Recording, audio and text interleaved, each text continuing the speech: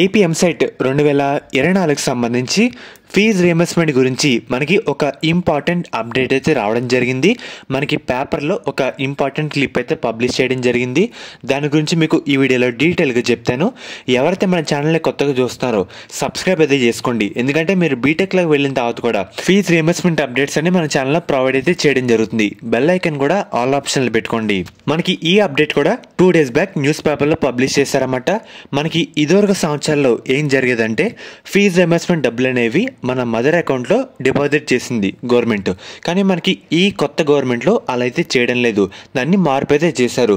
మనకి college ఖాతాలకే fee reimbursement డబ్బులు అయితే జమ చేస్తారన్నమాట. ఇంకా మదర్ అకౌంట్కి అయితే ఉండదు, డైరెక్ట్ కాలేజీలోకి అయితే పడిపోతాయి. ఆర్టీఎఫ్, ఎంటీఎఫ్ ఈ 2 రకాల స్కాలర్షిప్ అదే ఫీజు రియంబర్స్మెంట్ అనేది డైరెక్ట్ కాలేజీకి అయితే పడతాయన్నమాట.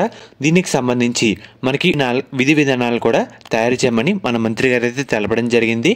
అండ్ అలాగే ఎవరైతే బీటెక్లోకి వెళ్తారో మీరు జాయిన్ అయిన కాలేజీలో మీకు ఫీజు రియంబర్స్మెంట్ మనకి రావాలనే పనులు కూడా మొత్తం కాలేజీ వాళ్ళే చూసుకుంటారు. కొన్ని ఫామ్స్ అయితే ఫిల్ చేయాలి.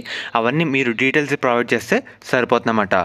అండ్ అలాగే మెయిన్గా మీరు చూడాల్సిన వెబ్సైట్ కూడా మనకి ఈ వెబ్సైట్ అన్నమాట. మీకు లింక్ కూడా డిస్క్రిప్షన్లో ప్రొవైడ్ చేస్తాను.